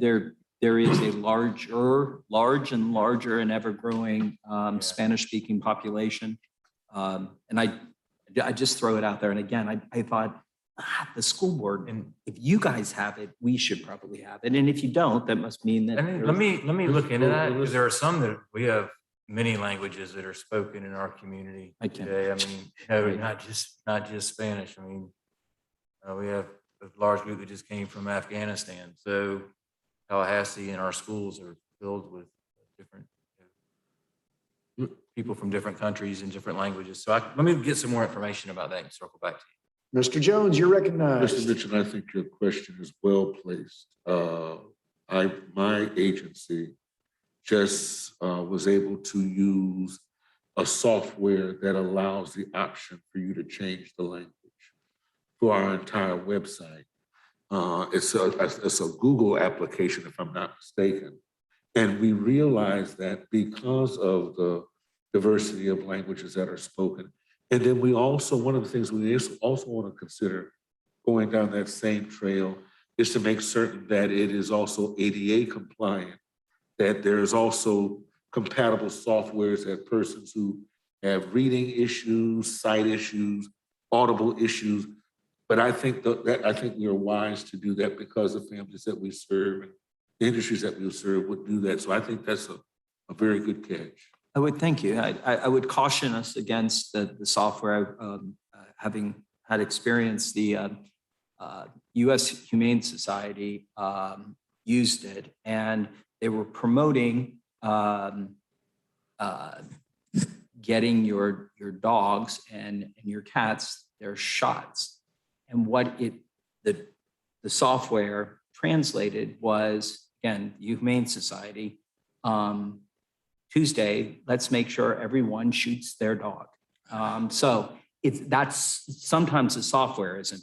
Careful how you but say that. I do think it's important. What's that, sir? Everyone shoots their dog. Is that what you said? Yes, yes. And so the intent was good. I just I throw it out there just because I know there's a larger and larger Spanish-speaking population. I just want to make sure that they have access to the same thing that everyone else does. Thanks, Mr. Mitchell. Any other discussion? All right, so the motion's been moved and seconded. Mr. Rowe, is now the time to read the title? Yes, sir, I will. Page 9 is what you're looking for. Council has before it for consideration resolution number 2021-07, a resolution of the Children's Services Council of Leon County adopting a policy on social media use and providing an effective date. All right, any objection to the adoption of resolution 2021-07? Seeing no objection, the resolution passes unanimously. Now that brings us back to, did you need to do that? Okay. All right, so now that brings us back to committee appointments, the nominations committee. This is a committee quite near and dear to my heart. Committee that will select the next chairperson. Under Article 4, Section 1 of the council bylaws, council officers shall be elected at the annual meeting for a term of office of 1 year. An officer may be elected to one additional consecutive term, our bylaws say. Article 2, Section 2 of the bylaws further provides the annual meeting shall be held in January, at which time the election of the officers shall take place. The bylaws do not specify the number of members must sit on the nominations committee. Volunteers to serve on the nominations committee, or do we, I mean, my thought on this, I'll be perfectly candid. I'm generally opposed to the proliferation of committees. And the reason for that being, we are all working really, really hard. This seems like something maybe that the executive committee, which is the current officers, we should just treat the executive committee as the nominations committee, and kind of like we did with the executive director search committee. If there's anybody else who wants to be on the committee, they're welcome to do it. That's kind of my thought about it. Does anybody else have any other thoughts about nominations for the council officers? Mr. Jones, did you want to be heard? So the persons who are potentially serving now would then be providing us with a slate for us to consider that may very well include the current incumbents? I guess it could. I have not thought one step ahead, much less two steps ahead. I guess it could. There's nothing preventing it in the, Mr. Rowe, do you know of anything in the bylaws that would prevent, or if it's the chair, the vice chair, and who are other officers, and the treasurer, anything preventing them from nominating one of them for their existing or an additional? I don't recall that offhand, no, sir. Mr. Jones.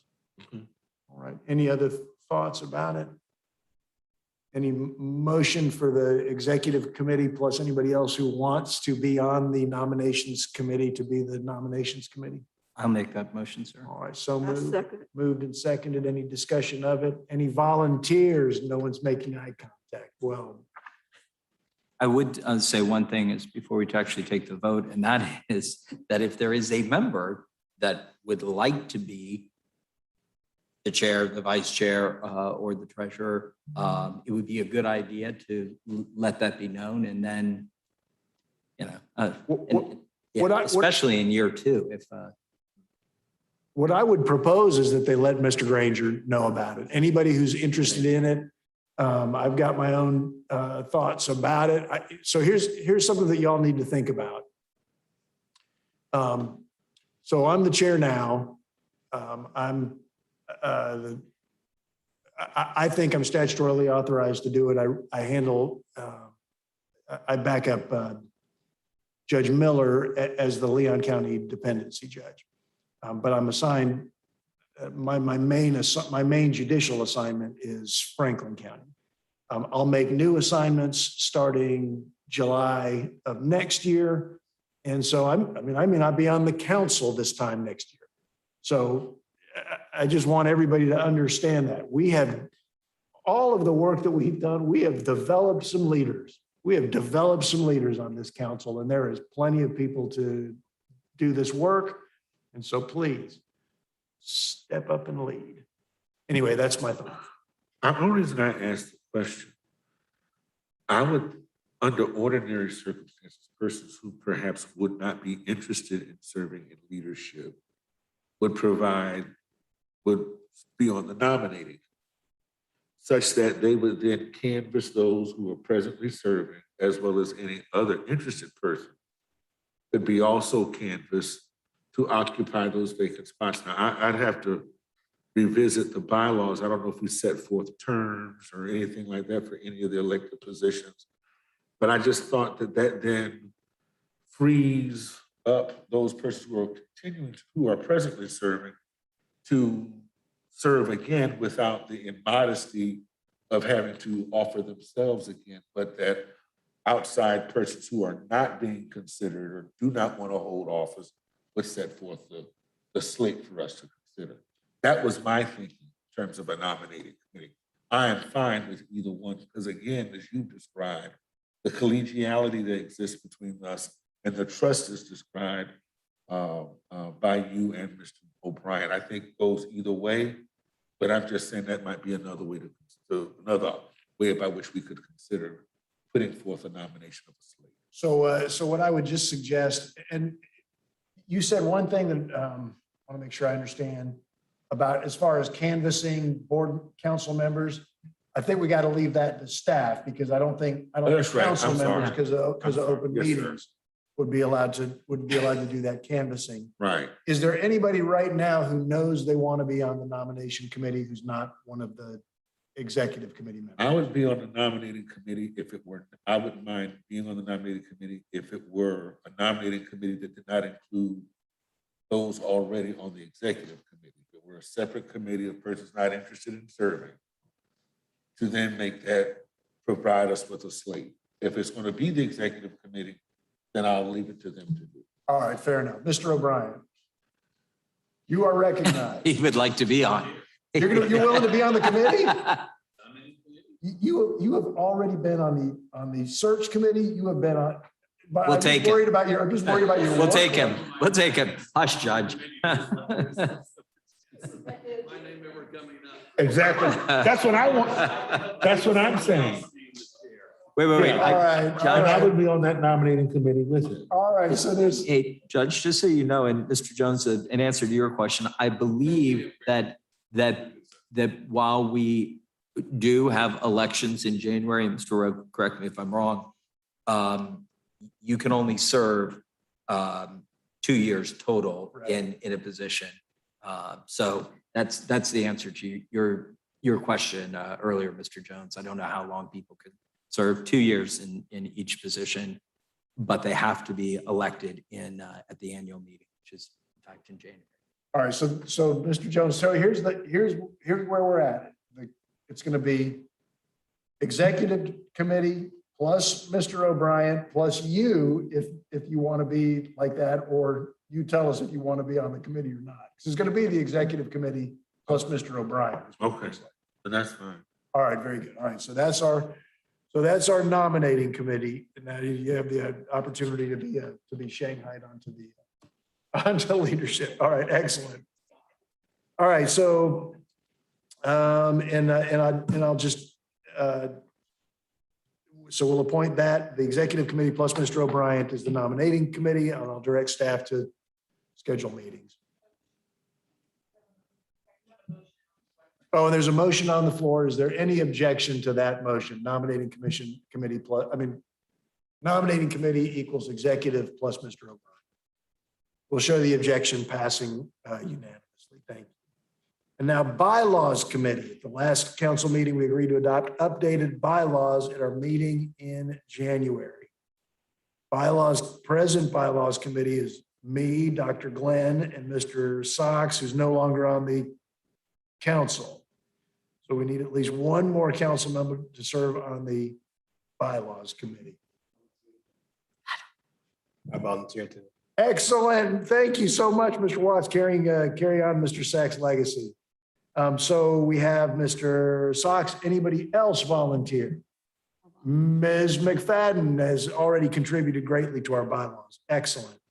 So it's Chair Dr. Glenn, Watts, and McFadden is the motion. Is there a second? That's the bylaws committee. I'll second it. Motion is made and second. Any discussion or objection? Seeing none, that is our bylaws committee. Excellent. Would you want to discuss? I was moving too fast. No, you didn't move too fast at all. I just wanted to point out that one of the provisions of the bylaws is that we are limiting public speakers to 3 minutes. And I appreciate the discretion you showed in allowing 2 of these speakers today who went well over the 3 minutes to speak. And I thought that's the perfect way of doing it. It really is. So thank you. Kind of you. Thank you very much. So it's a nerve-wracking thing, I will tell you. Yeah. Excellent. So any other discussion of the bylaws committee? Any objection to the committee as proposed? It is so passed unanimously. And now, Mr. Mitchell, the treasurer's report, you are recognized. Well, thank you. Holly, I guess everybody's got it in front of them. What I can tell you is On page 27. yeah, well, I guess 27, 28, and 29, if you want the detail of on 28 and 29. First things first, Dr. Glenn and your committee, thank you for saving us $21,000. Very, very proud of you, which just takes an already solid budget and makes it that much more solid. Essentially, what you're looking at is, remember that we have this sort of weird year, beginning year, which is, you'll see it says October 20th, recognizing we weren't in existence in October 20th, but that is the fiscal year. And so that's what you're essentially looking at. Commissioner Proctor mentioned that he was supportive of the loan of $400,000, which if you just kind of follow across, that's where that $400,000 comes in. So Commissioner Cummings, thank you very much for being our advocate. So we had money to use. We have not spent an awful lot. If you've got any questions about any of the expenses, I think they've been incredibly reasonable. And Mr. Granger, to your credit, been as tight with this money as any good public steward of funds should be. And if anybody's got any questions, I'm happy to answer them. The detail, the expense detail on page, I guess that's 28 and 29, gives you the deep dive. But that's the budget, sir. Excellent. Thank you so much, Treasurer Mitchell. Any questions or discussion of our budget? Questions or discussions of our budget? Do we need to yes. approve of the budget, the budget report? Mr. O'Brien? I'll move that acceptance of the. Oh, so it's been moved. Is there a second? Second. Moved and seconded. Discussion. Mr. Jones? Just a quick question. Are there no accounting services? Yes, sir. Are there accounting services? I see 18,000 in legal, and I was just asking if there any accounting service. The 18,000 is for general counsel. The accounting services provided by Mr. John Grayson, he has just billed us for. They will be in your next statement. Oh, okay. Yeah, so that's legal at this point. Any other questions? Any other discussions? Seeing none. Any objection to the treasurer's report? Seeing no objection, the treasurer's report is approved. Excellent. Is it the treasurer's report or the budget report? Treasurer's report. Excellent. Public comment policy and resolution 2021-07. Be writing our name a lot later on today. So this is the same public comment policy that we've discussed in the past. I don't know that we do have that. Is it in the package? It was approved on September 23rd. You're done with that. Reviewed by the councilor last month and approved.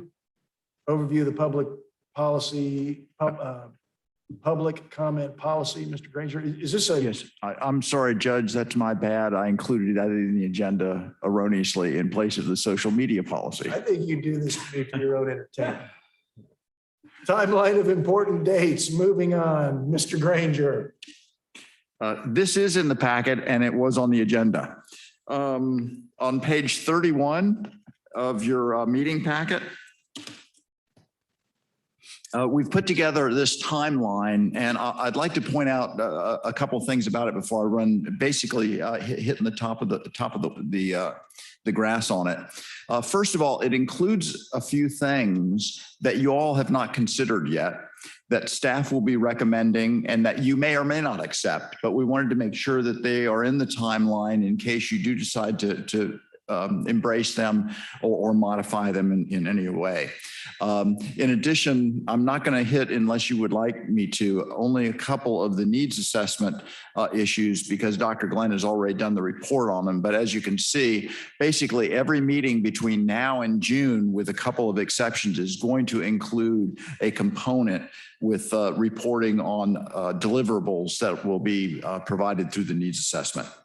And a couple of other things. In terms of just wording itself, we haven't gotten direction of, for instance, is it going to be, as we've put in here, community funding awards or community investment grants or those kinds of wordings that are important and that you all have not decided on. So understand that we guessed on a lot of this, and it may be maybe that it needs to be modified as you move forward. So starting with November, you'll see that we're anticipating that the executive director contract will be reviewed at the meeting, and we may be bringing to you an RFI, request for information, for enterprise solutions software. We're going to be contacting you, if you can see there, at 1 o'clock on November 18th. The Governing Council workshop. That's the needs assessment visioning session that Dr. Glenn mentioned. We're going to see if everyone is available an hour early that day so that we'll have time to do the visioning session plus the regular work that the council will need to undertake. If people are not available at that time, we will do the visioning session at the regular time when more people are available, because it's so important that everyone who can participate in that. Again, I'm just going to hit the high points you can see on January 1 of 22. We anticipate the new executive director starts, and on the 1st through the 15th, those community engagement interviews that will be done by QQ Research in the needs assessment process. And then on the 14th, the key outcomes and measures. Those are going to be the underlying foundation upon which the grants that you make later on in the year will be based. And you'll be able to use those to kind of determine, even earlier than the needs assessment is done, how you might want to proceed and the things you're going to be looking at when you do provide the grants. On January 20th, hoping that you will be able to review a staffing plan for the council that will be provided by the new executive director, and according to what you agree to, posting those positions later in the next day. In February, looking at the council approving the office location for the council and newly hired staff. In March, anticipating a move into those facilities. You'll notice that we need to clean this up a little bit. We've got expedited funding awards, which is the same, only different than expedited funding awards. So we'll be changing a little bit of wording on this.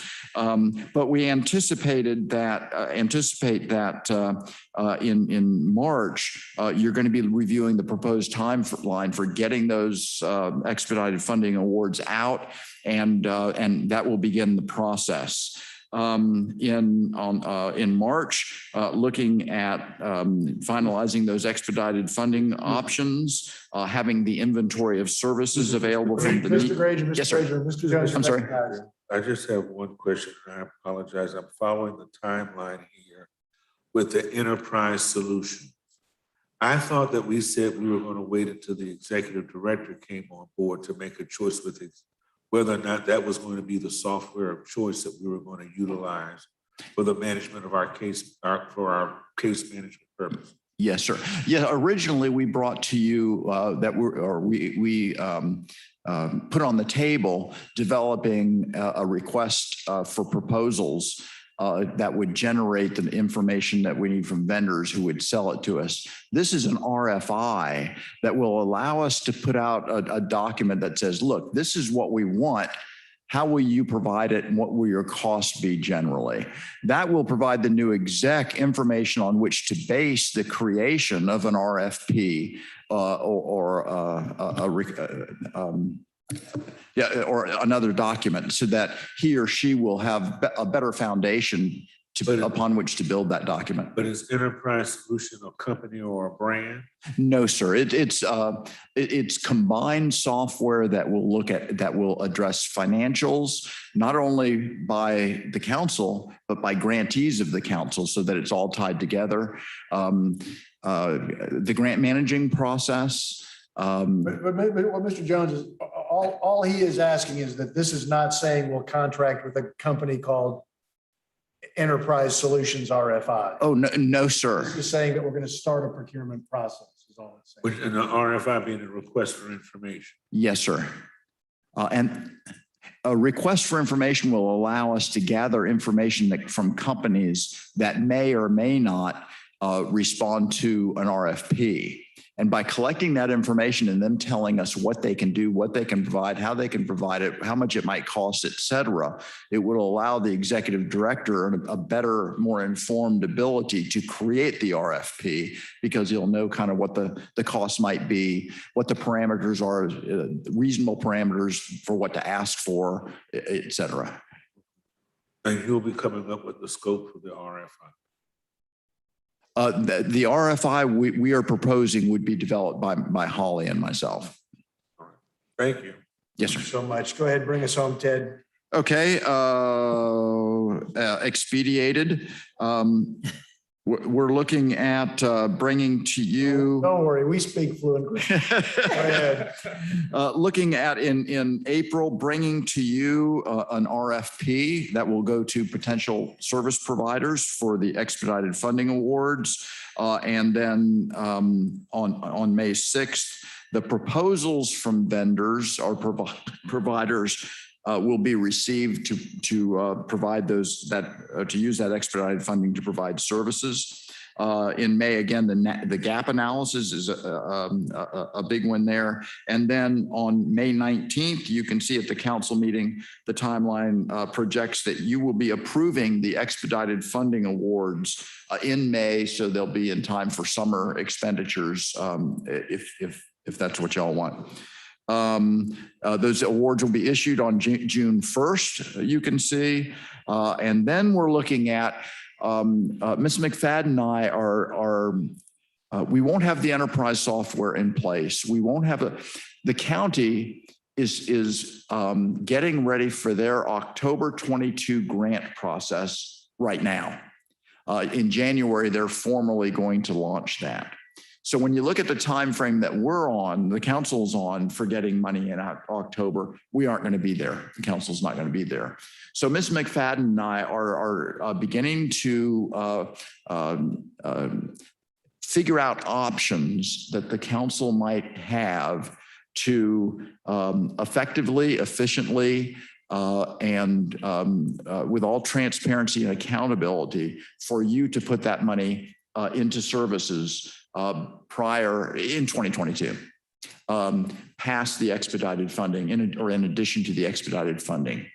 We will be coming to you with recommendations on how to do that and how to roll out the expedited funding in terms of the software that's used to capture not only the money side, but the outcome side either later this year or early next year.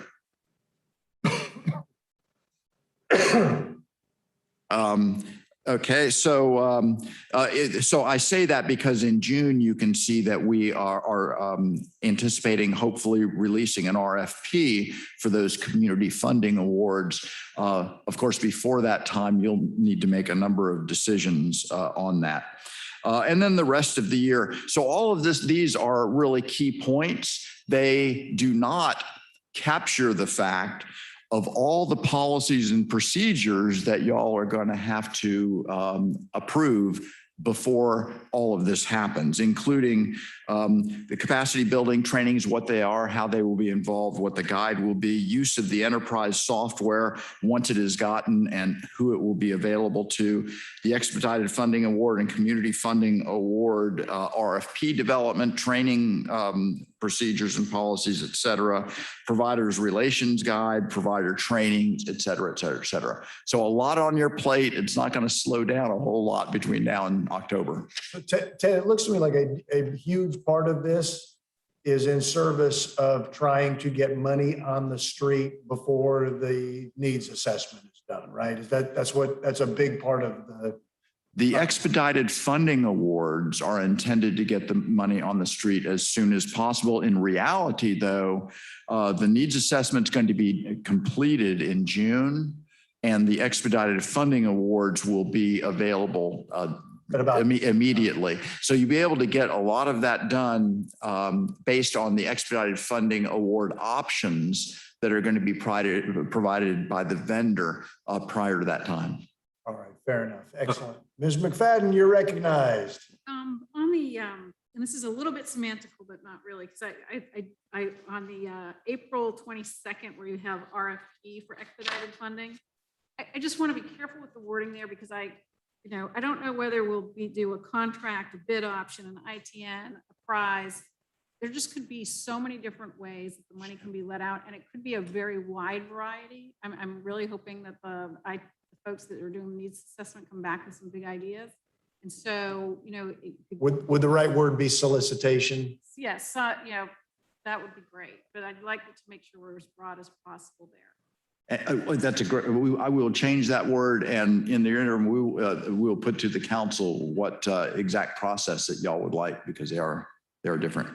Thank you. Well, I think the point is there could be a variety of, there could be a wide variety, right? Like, Yeah. you could do a couple RFPs, but you could also, depending on the system you're ITNs, using, it could be a variety. And I just want us to, be open to that. Mr. Chair. Yes, you're recognized, Mr. Jones.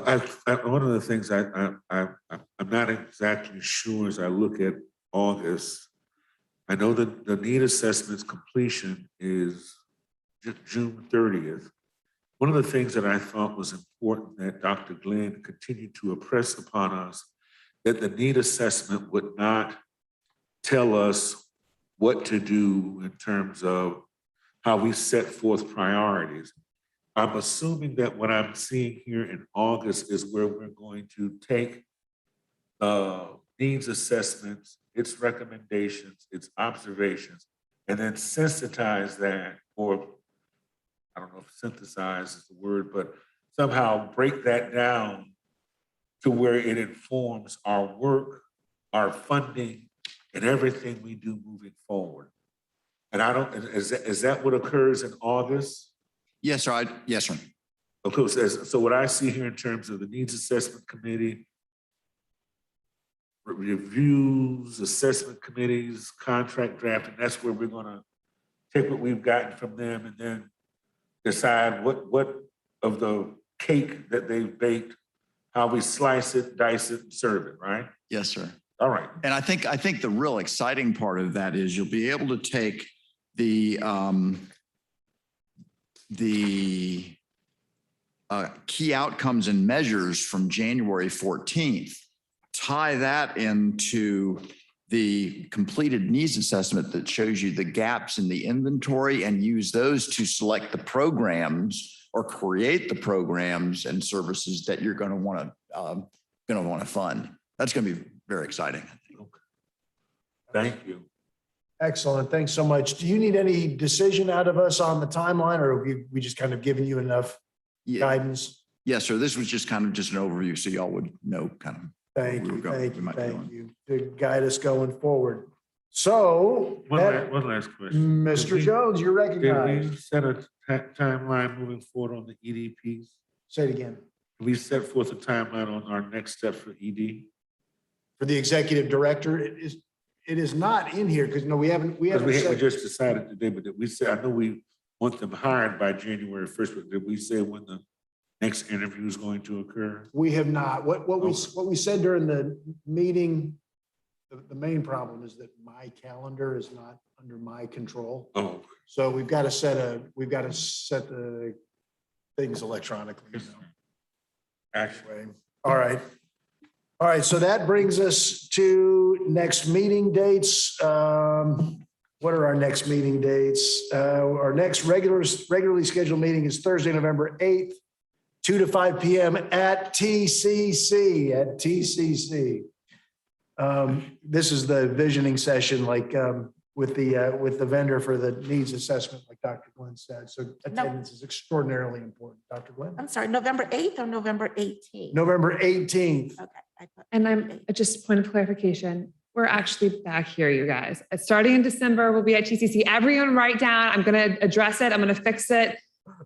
This was on TCC's fault. They inadvertently had us on a Tuesday instead of a Thursday. All apologies. So November 18th. Here, everybody do not drive to TCC. I will tell you when you drive to TCC again, I promise. it's so far away. And for some, it's really close by. For Rocky, Holly, will you update the invite? Yes, Okay. ma'am. And so I'm actually going to do that today and make sure that I send it out to everyone, and I will delete the attachment for TCC. So hopefully just click update. I'm sure I speak for everyone when I say stay classy, San Diego. Chairman? So yes, Ms. McFadden. Next steps, I'm looking at the RFI, which has a review already coming up in a month from now. And so I didn't know if there was going to be a group that's going to work on that. Not to put Dr. Glenn into too much, but maybe the ITN group, but I didn't know because I think that process is going to need to align with the needs assessment information, because you're going to be looking at longitudinal evaluation. Ms. McFadden, your microphone. It's on. It's on. She's just not talking into it. Oh. Sorry. Okay, can you hear me? Yes. Sorry, I was going to say, are we going to consider having a group that looks and reviews the RFI with the team in the same process as we did with the ITN?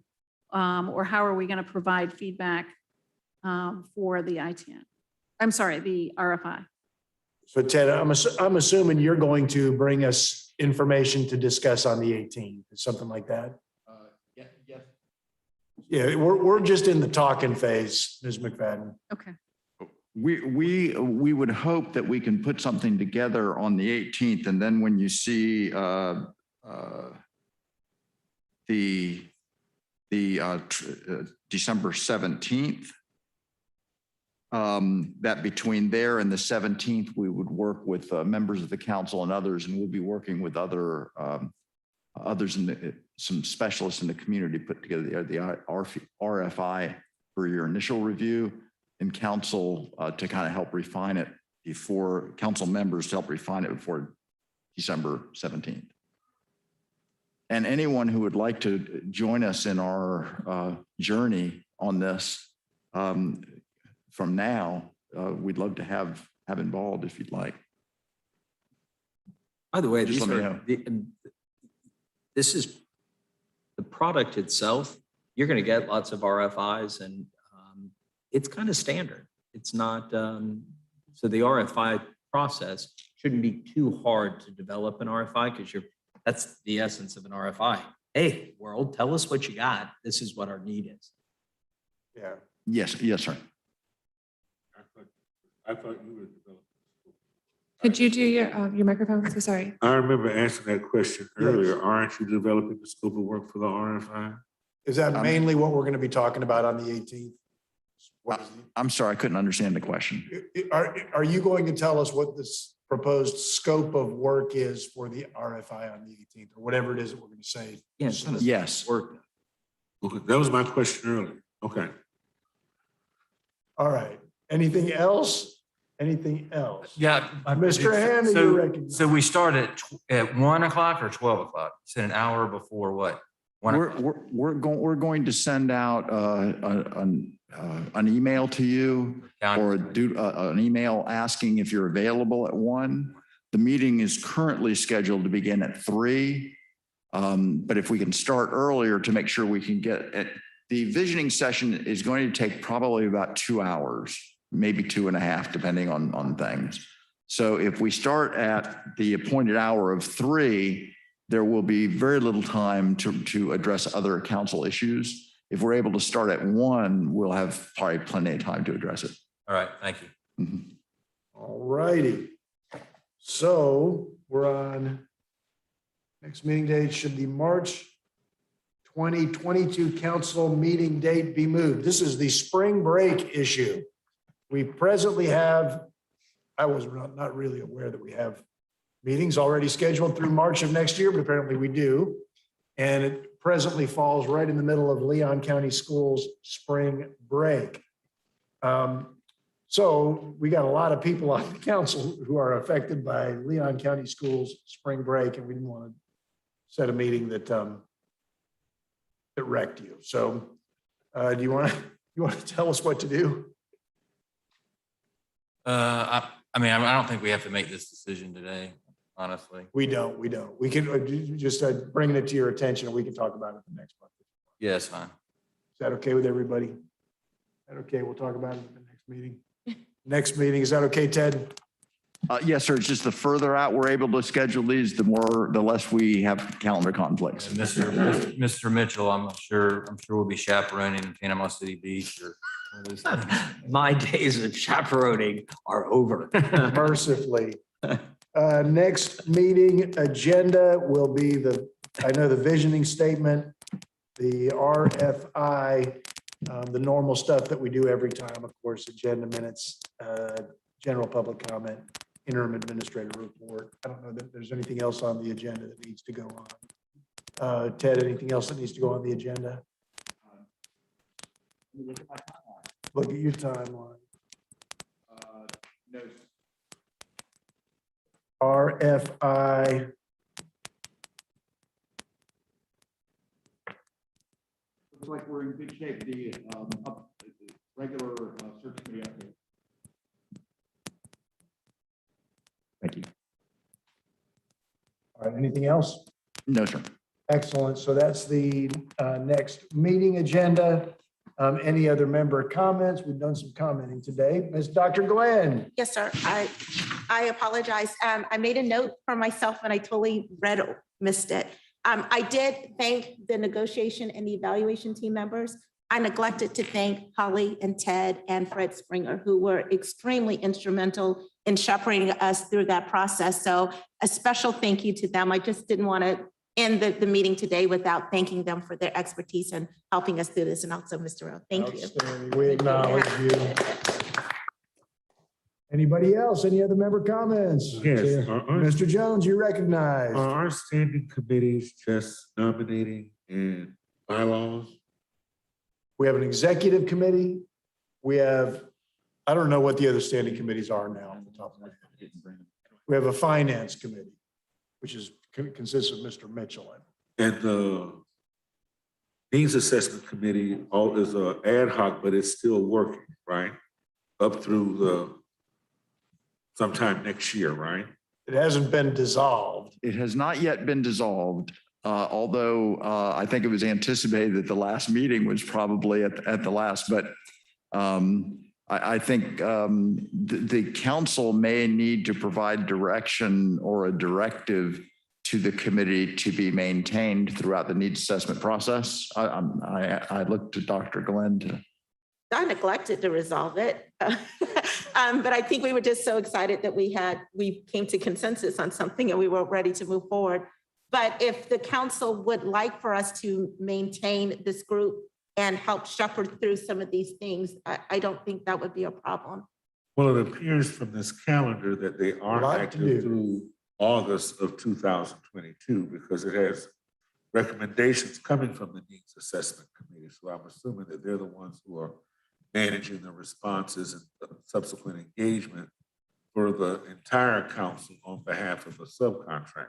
One reason I asked, I just wanted to make certain that I just didn't know what all of our committees were, because if this had sunsetted, I would have had no appointment. But since this is going to continue, I'm good. So maybe we should put on the agenda the role of the assessment committee going forward for the next meeting. Is that acceptable? All right, so we'll go ahead and put that on for the next meeting. Any other member comment?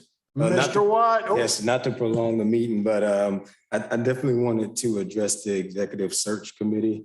I thought you all did very well this afternoon with the comments, and I respected everybody's responses and the outcome. If anything, from the experience and observing, I recommend that we look at, because sometimes even with interviewing, you don't know until the person gets in there. You hope from the interview you can reduce some of that risk, of not having the worst candidate or the not so great candidate. But if there are other councils that have established how they measure the performance of the executive directors, I think that's going to be valuable to have. On any type of job, we have performance expectations. How do you measure that? We had a public comment of someone that talked about the contract that we were proposing.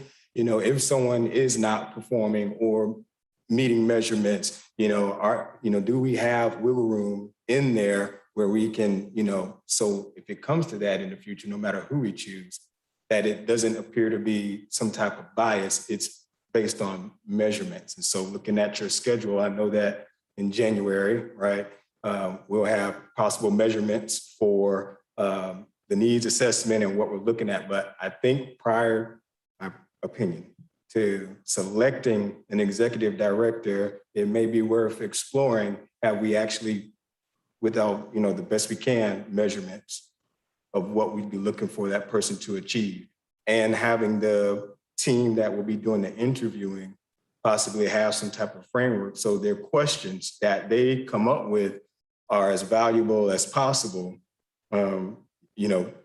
That's going to help them with their interviewing process if they select, So questions, what we're trying to achieve, those measurements, can the person we're interviewing address those and give reliable examples of how they can achieve those? If there's barriers, how they're overcoming those barriers, I think that's going to be valuable for them.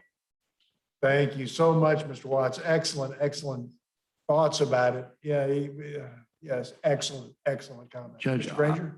the contract that's being drafted requires an annual evaluation, and for the executive director to be provided that if the evaluation itself, the components of the evaluation, a minimum of 6 months in advance. I just want to. Thank you. Excellent. Any other member comments? If I Superintendent Hannah? could, yes, Your Honor. First, very, very good points you made about performance assessments, annual performance assessments. And we need to make a change. We can certainly have those options if they're not performing. Back to Mr. Mitchell's question of our website. Turns out our new template is ADA compliant and from text to screen does over 100 languages, starting with Albanian and Arabic and a lot of other A languages that I dare not try to pronounce. And it also converts Word documents, PDFs in over 40 different languages. And if you would like information about our template, Holly, feel free to reach out. Outstanding. Thank you, Superintendent Hannah. Any other comments? Any other member comments? Seeing no additional member comments, 4:08 p.m., we are adjourned. Excellent. Thank you.